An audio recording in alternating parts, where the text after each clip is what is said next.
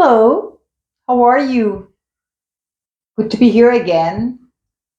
Well, we're going to keep on tasting Undurraga wines. Remember that Undurraga is one of the oldest wineries in Chile, the main facilities are located in Maipo Valley. Maipo Valley is around Santiago, the capital, center Chile, but Maipo Valley has three distinct regions. Even though the main facilities are located in between mountains, between the Andes mountain range and the coastal mountain range, where it's more fertile soil, uh, the grape source for this wine are from Alto Maipo, legally today called Andes Maipo. So it's mainly located on the foothills of the Andes. Remember that almost the majority of the valleys in Chile has three distinct regions. We're going to talk about Maipo today. So we have Andes Maipo, close to the Andes mountain range. Then we have in between mountains, where Talagante is, where the main winery it is. And also we have coastal Maipo, close to the coastal mountain range. And the difference is there's a lot of elements that make the difference. The type of soil, where in the Andes Maipo we have the youngest soil, but also the climate that is there. So remember that each day we have this cool breeze that comes from the Pacific, okay, close to coastal Maipo. So it comes in line together with morning fog. Since Chile is so narrow, this breeze goes east from the west, and in the afternoon touches the Andes, and then in the evening goes back again towards the west. So what happened is during the day we have really high temperatures, really high exposition to the sun, and in the late evening, I mean the beginning of the evening, we have this coolness, this breeze that comes down from the Andes mountain range and goes west. So the vineyards that produce this wine, the grapes, are sourced from Andes Maipo, which is by the Clarillo River, a subsidiary of the Maipo River, in a location called Pirque, that is in that area. There we're about 685 meters above the sea level. But remember that in Chile, we don't need high altitude to produce good wines. And this temperature difference is mainly given by this cool breeze that comes from the Pacific, touches the Andes, and in the evenings go back again to the west, towards the west, and cools down the valley.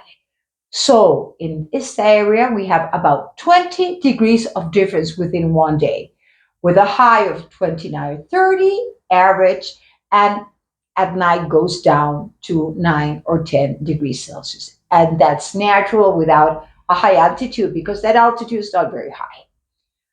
So the natural conditions given by our climate are amazing. Let's talk about a little bit more where these grapes are sourced. Cabernet Sauvignon loves alluvial soil. So remember that the vineyard is close to the Clarillo River, a subsidiary of the Maipo River. So the soil composition is made round stones, it's alluvial terrace, round stones with sand and clay, low fertility. Okay, then here the soil is as old, about 10,000 years old, very old. Now, let's talk about the winery a little bit, the range, and the variety, but also the winemaker. The International Wine Challenge, which is a wine challenge that takes place in UK every year, also rates wine, but also they choose who is the best winemaker of the world. In this case, Rafael Urrejola, the winemaker for Undurraga, has been nominated for the third time as the best winemaker of the year for red wines. And this year he won. So this year he was considered the best winemaker for red wines in the world. And that's Rafael Urrejola. Let's talk about the range. This range is called Terroir Hunter. Even though Undurraga makes more massive wines, also they make these very small lots of unique small, like from 3 to 6 hectares, 7 hectares, no more than that, and which gives the name to this range, Terroir Hunter. So Rafael looks for the best terroir for each variety and has also different places where he sourced the same variety, but the variety expresses in a different way. Let's talk about Cabernet Sauvignon. Do you know that Cabernet Sauvignon is product of the cross of Cabernet Franc and Sauvignon Blanc? A lot of people don't know. I didn't know like 10 years ago. So Cabernet Sauvignon is the grape most planted in the whole world. But there are three places where you get the best Cabernet Sauvignon. Bordeaux, where it is originated in France, Napa, California, and Maipo Valley in Chile. Remember that Cabernet Sauvignon loves alluvial soil with round stones and low fertility. So when I started working in wines about 27 years ago, I will say that 50% of the grapes in Chile were Cabernet Sauvignon and were main producers of red varietals. You never thought about white varietals then. There were some, but not very popular, and they were not as good as they are today for many reasons. We have found different valleys, but also we have better clones. We know more about how the grapes develop and ripe much better. So a lot of changes since then. So it's the grape that is planted the most in Chile. Today, about 29.5%, something like that. No more than that. Okay, remember before was about 50%. And Cabernet Sauvignon also depends where it's planted, it's how it expresses itself.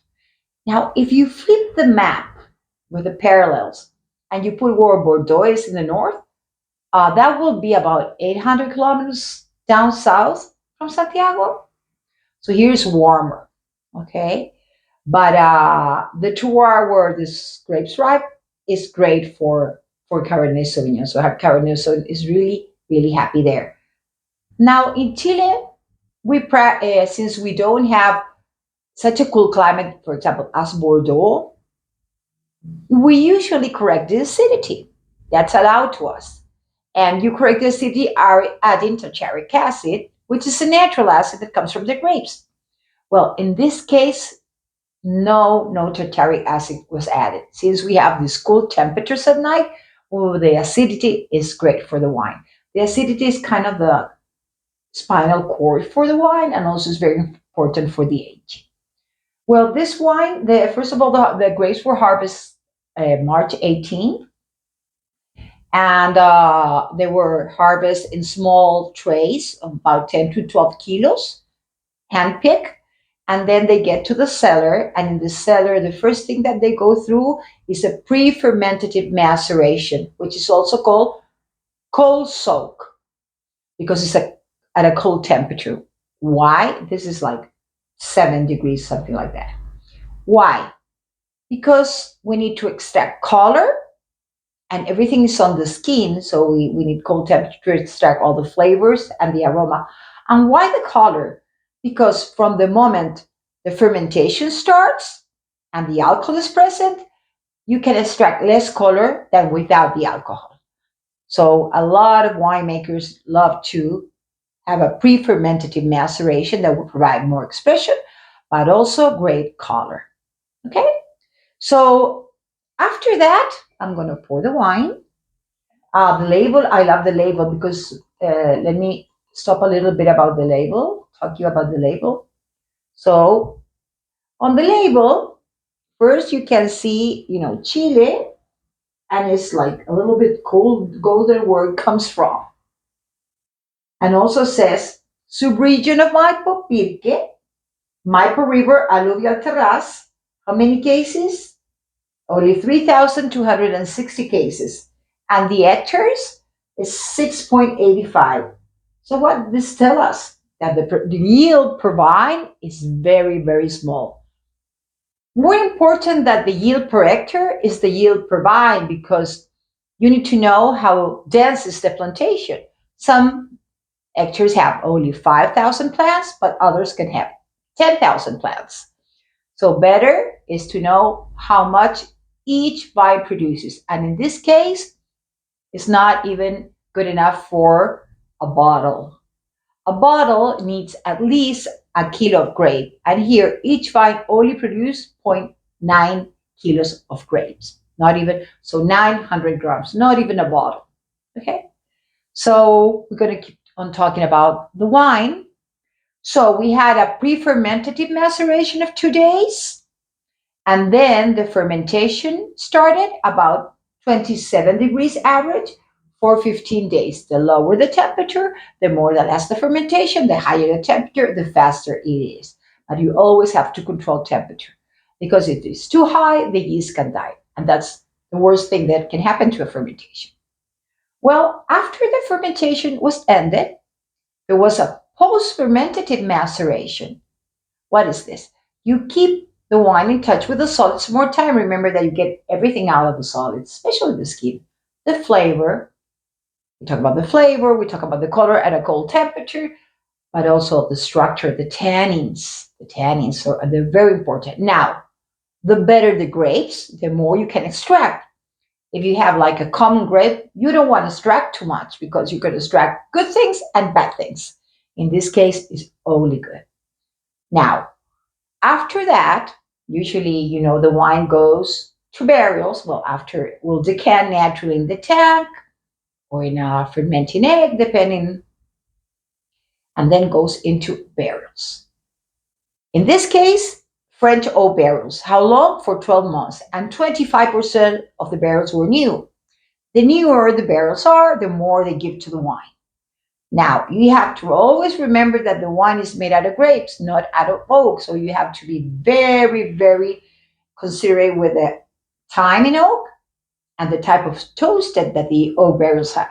That is, when they make the oak barrels, they burn it inside. That is the toasted of the barrel and can be light, can be medium, or can be intense. So usually you do a combination with new and old barrels. Through the barrel, when you keep the wine in the barrel, you don't only provide uh, complexity given by the oak flavors and the aromas, but also there's a micro oxygenation that is going on. And then you have the evolution of the wine. The wine will evolve because we'll have a little exchange of oxygen. Now, the fermentation in this case was in an anabolic environment. That means without any oxygen, the fermentation. I don't know if you remember, but last time we tasted this white wine that was an orange wine, was TH rain, but it's called Rarity, and was a Riesling, 70% Riesling and 30% Sauvignon Gris. That wine was fermented in an oxidative environment, totally different. Some Chardonnays also are fermented in an oxidative environment. In this case, this wine was fermented in an anabolic environment without oxygen. So the wine was aged in oak barrels for a year, 12 months. Remember, 25% of the oak was new. Then you make the final blend with the wine that comes from the new oak, the ones that comes from second use oak or third use oak, and then you make the final blend, what goes into the bottle. Then you bottle that wine, and the bottle aging was at least 10 months. So before the 10 months, the wine was not released. That is because you have, the primary aromas that come from the fruit, the secondary from the fermentation process, and then you have the aromas and the flavors given by the oak, but all is kind of separate. So when you bottle the wine, we say romantically that the oak and the fruit, they get married, and then they develop the tertiary aromas in the bottle. That's the bouquet, what we call the bouquet. So when you say, oh, it smells like tobacco, it's not that the oak has tobacco. It's not that the fruit has tobacco. It's what happened in the bottle, the evolution of the wine in the bottle that it turns into tobacco, one of the aromas that you can feel. Okay? So now we're gonna start tasting this wine. Remember, TH Undurraga, TH Rain Terroir Hunter, and this is a Cabernet Sauvignon, and the vintage is 2021. This year was a little wetter than before. I mean, wetter because we have been going through a very important and very a drought for many years. This year was kind of normal, and so we had a little more water than in the past years in 2021, and great temperatures difference for the development and the ripeness of the grapes. So first of all, we're going to look at the color. It's a beautiful red color, ruby color with a darker hue on the side, like more purplish. Okay, that tells us that the wine has evolved. Remember also that through the cork goes on micro oxygenation. That's why a wine can evolve in the bottle. With a screw cup is very difficult. Okay, so that's why our wines there are the closure are corks and others are screw cups, depending on the wine. So beautiful color shows that the wine is still young, only has 2 years.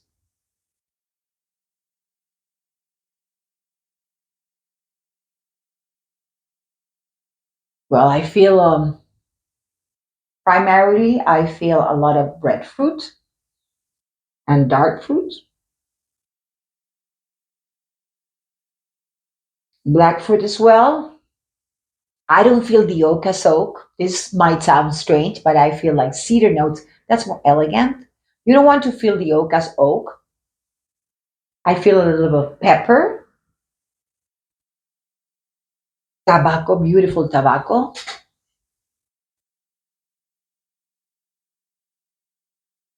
some cherries, some blackberry. You know what I feel that is typical from the Capsule? Graffiti. The pencil inside, smell it. It's always there. The good Cabernet Sauvignons, you can feel that. It's a very very special for the Cabernet Sauvignon.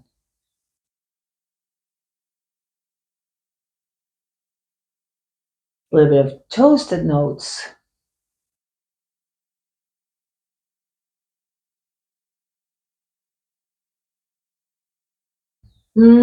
I can smell this wine for hours. I'm going to put it in my mouth now.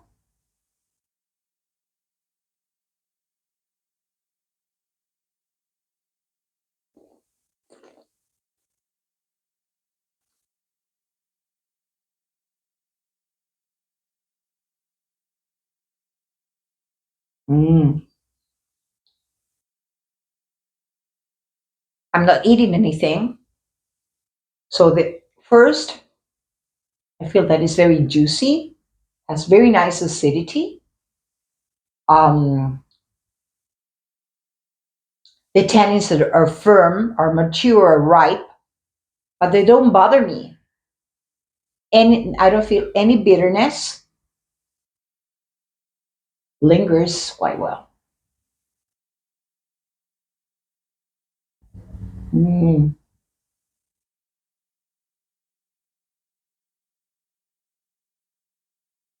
Let me tell you that this range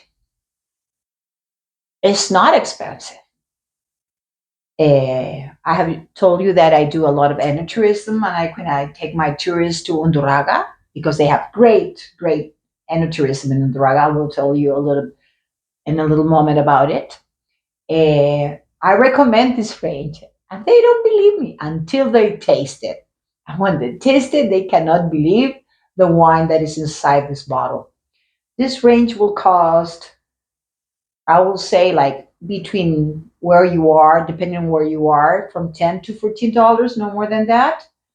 But the relation between price and quality is really good. And this Cabernet Sauvignon is outstanding. I do tastings. I go to people's house and I do tastings. And the Cabernet Sauvignon that I always take is this one. And people, they don't believe the price that this one has. So I'm going to tell you a little bit about the enoturism in Undurraga. In Undurraga is open every single day, Monday through Sunday, and they have different tours. They have tours in English, they have tours in Spanish, and tours in Portuguese. You have to make reservations before you go, and the tour is really good. They really teach you about wines. You really learn. They teach you how to taste. You taste together with the guides, but the guys do have knowledge about wine. Okay, so I really recommend you to visit Undurraga when you come to Chile. And if you need to go there, you can contact me anyways, and I can take you there. I can take you everywhere. So I hope you can have a nice weekend, and I will enjoy my Friday with this wine. And cheers! And I see you on the next video. Bye!